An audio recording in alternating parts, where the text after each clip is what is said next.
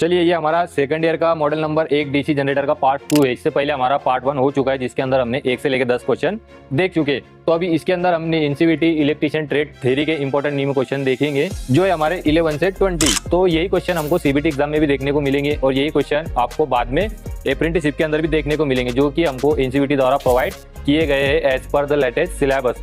तो आइए देखते हैं question number 11, why DC generator are losing their residual magnetism.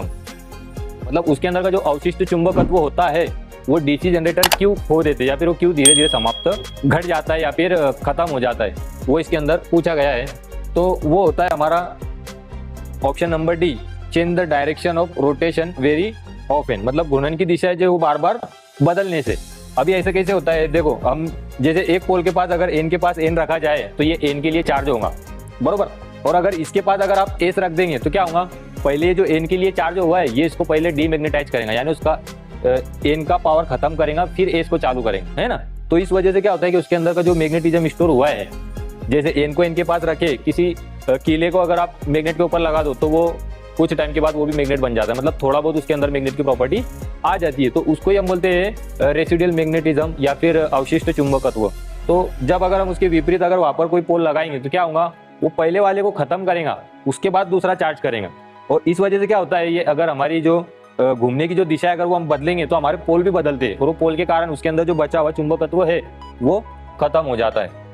तो उसका कारण ये होता है कि उसकी दिशा को बार बार बदलना।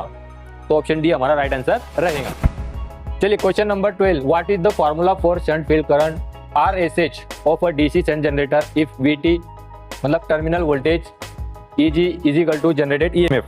मतलब इस बहुत ही आसान क्वेश्चन है, अगर ये आपको दिखता है तो आप 2 मार्क बहुत ही इजीली यहाँ पर से लेके जाते हैं। तो यहाँ पर क्या पूछा है, शंट फील्ड करंट यानी आरएसएच का सूत्र क्या है, शंट फील्ड करंट का सूत्र क्या है ना, इस तरीके से पूछा है। तो यहाँ पर इनसे लिखने में गलती हुई है, जो इन्होंने आरएसएच लिखा हुआ है, हो सकता है आपको इस सीबीटी एग्जाम के अंदर यहाँ पर आईएसएच देखने मिले, क्योंकि करंट के लिए हम क्या यूज करते हैं, करंट के लिए हम आई यूज करते हैं, रेजिस्टेंस के लिए आर यूज करते हैं ना, एसएच यानी शंट। तो शंट करंट के लिए सूत्र क्या होगा, अभी बहुत ही आसान है, हमारा जो ओम्स का लॉ है करंट के लिए क्या है, I is equal to V upon R, बरोबर। तो इसी तरीके से आई का फॉर्मूला क्या रहेगा, ये वी मतलब अपने टर्मिनल वोल्टेज और ये शंट का रेजिस्टेंस, आर यानी शंट का रेजिस्टेंस, बरोबर। तो इस तरीके से अपने क्या मिला, आई ये करंट या शंट का करंट, आई एसएच यानी शंट का current is equal to terminal voltage divide by R SH. तो ऑप्शन नंबर ए हमारा राइट आंसर रहेगा। इसमें बिल्कुल कंफ्यूज होने की जरूरत नहीं है, जो ओम का नियम है I is equal to V upon R वो लगाना है। तो हमको ऑप्शन नंबर ए यहाँ पर राइट आंसर मिलता है। चलिए question number 13, which formula is used to calculate the generated EMF of a DC generator. ये भी बहुत ही आसान है। देखो यहाँ पर जो फाई है, तो फाई क्या है, एक इज द फ्लक्स पर पोल, मतलब एक पोल के द्वारा जितना फ्लक्स से प्रोड्यूस किया गया है उसकी संख्या है, सिर्फ एक पोल की। अगर 4 पोल होगा तो हम उसको 4 से गुना करेंगे, तो उसके गुना में क्या आएगा, पी आएगा, बरोबर। अब जेड क्या है, जेड है चालकों की संख्या, जो कंडक्टर पर पोल, यानी एक ही पोल के अंदर कितने कंडक्टर है वो दिया है। तो अगर 4 पोल होंगे तो हम उसको किससे गुना करेंगे, 4 पोल से, बरोबर। एन यानी उस आर्मेचर की घूमने की गति, स्पीड। तो इस तरीके से हमको याद रखना है कि जो भी गुणाकार ये पोल के साथ आता है, बरोबर। और नीचे 60 ये कांस्टेंट है, और ए यानी इसके अंदर पैरेलल पाथ की संख्या। तो इस तरीके से ये फॉर्मूले को हम बहुत ही आसानी से याद कर सकते हैं। गुना में क्या लेंगे, पी, और पी के डिवाइड में ए, और ये 60 कांस्टेंट रहता है। तो ऑप्शन नंबर सी इसका राइट आंसर रहेगा। आपको ये याद रखना है कि ये एक पोल का फ्लक्स है, ये एक पोल के कंडक्टर है, और ये आर्मेचर की घूर्णन की गति, बराबर। तीनों किसके गुना में आएंगे, पोल्स के गुना में आएंगे, क्योंकि पोल 4 भी हो सकते हैं, 2 भी हो सकते हैं, है ना। तो उसके हिसाब से हम उसको मल्टीप्लाई करके टोटल फ्लक्स पता कर लेते हैं, टोटल कंडक्टर पता कर लेते हैं, बरोबर। तो इस तरीके से हम इसको आसानी से याद कर सकते हैं। तो ऑप्शन सी हमारा राइट आंसर रहेगा। चलिए question number 14, what is the purpose of field coil in DC generator. DC generator में फील्ड कॉइल का उद्देश्य क्या है, ये पूछा गया है। जो फील्ड कॉइल होती है ना इसके आसपास, तो उसका उद्देश्य क्या है वो पूछा गया है। To magnetize the poles to produce coil flux. Option C इसका राइट आंसर रहेगा। तो यहाँ पर ये जो फील्ड कॉइल है, इसका काम क्या है, फ्लक्स पैदा करना। और ये जब फ्लक्स पैदा करेगा और फ्लक्स के अंदर ये आर्मेचर घूमेगा, तो फ्लक्स का आर्मेचर के द्वारा क्या होगा, छेदन होगा, और छेदन होने की वजह से आर्मेचर के अंदर वोल्टेज उत्पन्न होंगे। तो यहाँ पर फ्लक्स उत्पन्न होना बहुत ही जरूरी है, जो होता है हमारा फील्ड कॉइल के मदद से। तो ऑप्शन सी हमारा राइट आंसर रहेगा। चलिए अब question number 15, what is the function of split ring in DC generator. अब डीसी जनरेटर के अंदर एक रिंग होती है जिसको बीच में से डिवाइड करके स्प्लिट कर दिया जाता है, तो उसका कार्य क्या है ये पूछा गया है। तो जनरेटर के अंदर हमको क्या होता है, बेसिकली पोल देखने को मिलते हैं एन और साउथ। तो जो एन साइड का जो कट करता है, जैसे ये एफ और ई अभी ये एन साइड का कट कर रहा है, तो ये हमको क्या दे रहा है, एन दे रहा है। और जो जी और एच साइड के जो फ्लक्स को कट करेगा इस तरीके से, ये साउथ साइड के फ्लक्स को कट करेगा, तो ये क्या उत्पन्न करके दे रहा है अपनों को, प्लस। और जब ये उधर के साइड जाएगा, उधर की तरफ, तब ये जो पॉइंट ये इधर कनेक्ट हो जाएगा और ये पॉइंट इधर कनेक्ट हो जाएगा ना, ई और एफ किधर आ जाएगा ये साइड, तो ये भी क्या देंगे अपनों को, प्लस।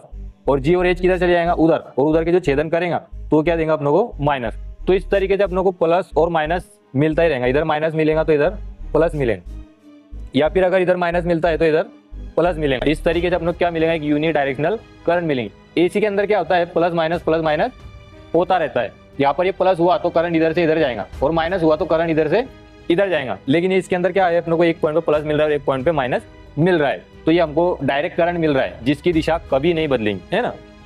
माइनस तो माइनस और प्लस तो प्लस, ये प्लस माइनस यहाँ पे चेंज हो रहा है, यहाँ पर नहीं हो रहा है, तो इसकी दिशा बदलेंगी ही नहीं। इसकी जो डायरेक्शनल कैसी रहेंगी, एक ही दिशा में रहेंगी, जिसको हम बोलेंगे यूनि डायरेक्शनली। तो option B, collect the current unidirectionally, ये राइट आंसर इसका रहेगा। चलिए question number 16, what is the effect in DC generator if it is kept idle for long time. मतलब डीसी जनरेटर के ऊपर क्या प्रभाव पड़ेगा अगर इसको बहुत ही अधिक लंबे समय तक उसको बंद रखा जाए, मतलब उसको कुछ इस्तेमाल ना किया जाए। तो ऑप्शन डी इसका राइट आंसर रहेगा। अभी इसके अंदर क्या होता है कि इसके जो मैग्नेट, इसके जो पोल है, इनके अंदर कुछ ना कुछ मात्रा में मैग्नेट स्टोर हो जाता है, तो उसको हम बोलते हैं रेसिडुअल मैग्नेटिज्म या फिर अवशिष्ट चुंबकत्व, जिसके कारण ये आर्मेचर को घुमाने के बाद ये वोल्टेज उत्पन्न करता है, बरोबर। लेकिन अगर बहुत देर तक ये पड़ा रहा तो क्या होगा, इसके अंदर का जो मैग्नेट है, पोल के अंदर का ये मैग्नेट क्या होगा, धीरे धीरे करके कमजोर हो जाएगा या फिर नष्ट हो जाएगा। तो ये इस कारण उसको बहुत ही देर तक हम बंद नहीं कर सकते, और अगर ऐसा हो गया है, बहुत ही देर तक उसको बंद कर दिया है, तब वो वोल्टेज उत्पन्न करके नहीं देगा। तो उस टाइम पे हमको क्या करना पड़ता है, कुछ देर के लिए उसको डीसी सप्लाई से जोड़ के रखना पड़ता है, और वापस उसके अंदर मैग्नेट हमको उत्पन्न करना पड़ता है, और वो मैग्नेट के द्वारा फिर वो चालू होता है। तो option number D, loses its residual magnetism, ये इसका राइट आंसर रहेगा। Question number 17, how the effect of armature reaction can be neutralize in large DC generator.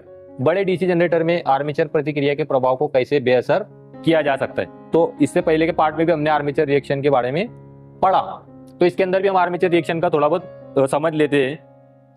जब आर्मेचर के अंदर वोल्टेज उत्पन्न हो जाता है, किसी लोड को देते हैं, तब उसका भी एक मैग्नेटिक फील्ड बन जाता है। वो magnetic field main magnetic field को क्या करता है, डिस्ट्रैक्ट कर देता है, बरोबर, जिसके कारण क्या होता है कि वोल्टेज कम हो जाते हैं। उसको बोलते हैं हम आर्मेचर रिएक्शन। तो बड़े जनरेटर के अंदर हम क्या करते हैं, आर्मेचर की श्रेणी में एक कंपनसेटिंग वाइंडिंग लगा देते हैं। ये कंपनसेटिंग वाइंडिंग उसके विपरीत काम करता है, आर्मेचर मैग्नेटिक फ्लक्स के विपरीत। पिछले पार्ट में हमने एक एग्जांपल लिए थे, अगर हम साइकिल से जा रहे हैं और बहुत तेज हवा आ रही है, इधर से अगर बहुत तेज हवा आ रही है तो हम थोड़ा इधर झुक के रखेंगे ना, बैलेंस बना के रखेंगे ना। तो उसी तरीके से कंपनसेटिंग वाइंडिंग भी क्या करती है, उसके जो मैग्नेटिक फील्ड है उसके विपरीत काम करती है। जो मेन मैग्नेटिक फील्ड को विकृत कर सकता है, तो ये उसको थोड़ा सा नियंत्रण में रखती है। तो इस तरीके से option A, using compensating winding, ये इसका राइट आंसर रहेगा, जो बड़े जनरेटर के अंदर आर्मेचर रिएक्शन को न्यूट्रलाइज करने का काम करता है। चलिए question number 18, what is the effect if the shunt field resistance is above critical resistance value in a DC generator. मतलब जो शंट फील्ड का प्रतिरोध है वो इतना अधिक बढ़ जाए, क्रांतिक प्रतिरोध मान से ऊपर हो जाए, तो उसका क्या प्रभाव पड़ता है। तो उसके अंदर क्या होगा कि वोल्टेज उत्पन्न नहीं होगा। इसका जो राइट आंसर क्या रहेगा, generator fails to build up voltage, option C इसका राइट आंसर रहेगा। क्योंकि अगर रेजिस्टेंस बहुत ही अधिक है तो उसके अंदर जब वो जनरेटर घूमेगा तो बहुत अधिक प्रतिरोध को नहीं पार कर पाएगा, जिसके कारण और ज्यादा मैग्नेटिक फ्लक्स नहीं बनेगा और ज्यादा वोल्टेज उत्पन्न नहीं होगा। मतलब अगर रेजिस्टेंस कम होता तो उसके कारण क्या होता, थोड़ा बहुत भी तो करंट प्रवाहित होता और मैग्नेटिक फ्लक्स बनती और अधिक वोल्टेज उत्पन्न होने लगता। लेकिन इसके अंदर इतना अधिक रेजिस्टेंस है कि वो जो कम रेसिडुअल मैग्नेटिज्म है उसके द्वारा तो थोड़ा सा भी वोल्टेज इसके अंदर उत्पन्न नहीं होगा। ऐसे में हमारा जो रेसिडुअल मैग्नेटिज्म है वो भी वोल्टेज बिल्डअप करने में क्या होगा, फेल साबित होगा। तो यहाँ पे ऑप्शन सी हमारा राइट आंसर रहेगा। चलिए question number 19, what is the purpose of pole shoe in a DC generator. देखो ये जो है ये हमारा पोल शू है, जो नीचे का जो चौड़ा भाग है ना, इसको बोलते हैं हम पोल शू। तो इसका पर्पज क्या है डीसी जनरेटर के अंदर, ये पूछा गया है। तो ये जो है आर्मेचर के बिल्कुल इस तरीके से लगा हुआ होता है, बरोबर। अगर ये इस तरीके से रहे तो एक ही पोल के ऊपर ये जवाब देगा, बरोबर। लेकिन अगर इसका आगे का मुंह थोड़ा सा फैला दिया जाए तो क्या होगा, ये सब तरफ समान रूप से मैग्नेटिक फ्लक्स को जो है वो स्प्रेड करेगा, है ना। तो ये जो इसका पोल शू है, जो आगे से चौड़ा भाग है, उसको बोलते हैं हम पोल शू। तो ये क्या काम करता है, spread out flux uniformly in the air gap, मतलब वायु अंतराल में फ्लक्स को समान रूप से फैलाना। इस वजह से इसका आगे का भाग थोड़ा सा चौड़ा होता है। तो ऑप्शन डी राइट आंसर रहेगा। चलिए question number 20, what is the name of the DC generator. DC generator का नाम क्या है। तो बहुत ही आसान क्वेश्चन है, ये भी आपको दिखे तो आपके 2 मार्क पक्के हो जाते हैं। तो यहाँ पर क्या है, देखो कि कंपाउंड जनरेटर के अंदर क्या होता है, 2 वाइंडिंग होती है। कंपाउंड यानी किसी 2 का मिश्रण, कंपाउंड होना है ना। सीरीज फील्ड वाइंडिंग भी है और शंट फील्ड वाइंडिंग भी है। जो शंट फील्ड वाइंडिंग है वो किसके शंट में है, वो सीरीज और आर्मेचर ये दोनों के शंट में है ना। तो इसको हम बोलेंगे लॉन्ग शंट कंपाउंड जनरेटर, बरोबर। लेकिन अगर वो केवल आर्मेचर के ही पैरेलल में है ना, किसके पैरेलल में है, आर्मेचर के, सीरीज फील्ड वाइंडिंग के पैरेलल में नहीं है, तो इसको हम बोला जाएगा शॉर्ट शंट कंपाउंड जनरेटर, बरोबर। तो यहाँ पर ये जो फील्ड वाइंडिंग है अपनी, ये दोनों के ही पैरेलल में है, तो ये क्या राइट आंसर रहेगा हमारा, long shunt compound generator. Option D right answer रहेगा। तो चलिए यहाँ पर हमारा दूसरा पार्ट भी खत्म होता है। अगर वीडियो पसंद आया हो तो हमारे चैनल को सब्सक्राइब, लाइक और शेयर जरूर करें। और अब इसके नेक्स्ट पार्ट में हम देखेंगे क्वेश्चन नंबर 21 से 30।